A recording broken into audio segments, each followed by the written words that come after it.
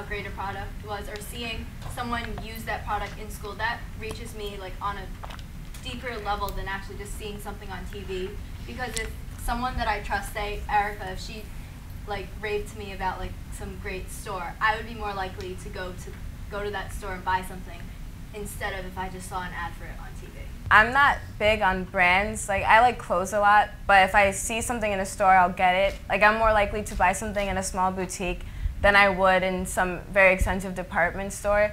So a lot of times advertising wouldn't affect me as much, but if I see something more for a service and see it being used in a relevant way, that's the kind of advertising that would really catch my attention.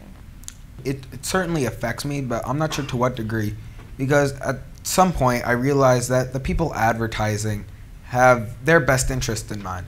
So of course they're not going to give me a completely honest review of their product at all. So if I see, for example, a TV ad where they're like, oh, this is great, I'm like, of course you say it's great. You want me to buy it. So at some point I'm just cynical enough to the point where I say, I don't believe the commercial. I don't believe the advertisements.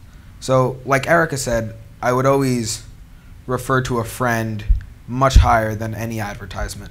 I think the Yahoo page, I didn't know Yahoo was a search engine until like a couple months ago, because I never used Yahoo. It was way too confusing for me. It's the minute you log on, there's a gazillion pop-ups of all different things. Like, it's so distracting from what you actually want. Like, no one goes onto Yahoo to look at the advertisements. You go onto, if you want to search something, you go to a search engine, not to look at the advertisements. That's why Google is much better. I feel like the pop-ups are way too confusing. Well, they're more effective when they're less intrusive. Like, if it's not so forced on you, I think we'd be more prone to watch them.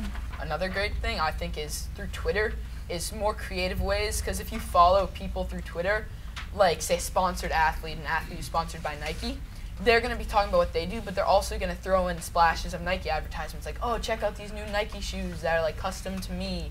And it's cool because you're following like something you love, but they're also throwing an advertisement and endorsing products through that, and it's more creative because it's like subtle, more than like, oh, Nike's having this big sale. The better advertisements are the ones where they're not forcing at you and you kind of don't know they're advertising, but like if you're watching a video online and someone's wearing a product that says like the logo on the shirt or something, like, oh, I really like that shirt, let me go check out the website. And it's more like you're not realizing consciously it's an advertisement, it's just catching your eye.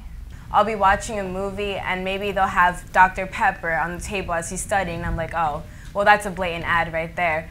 But sometimes if it's kind of something that's not so subtle, maybe he's just holding a bottle of water in his hand, that I won't mind so much. But if he's, you know, standing from the screen holding the soda like this, then it kind of makes me think, oh, well, there it is again.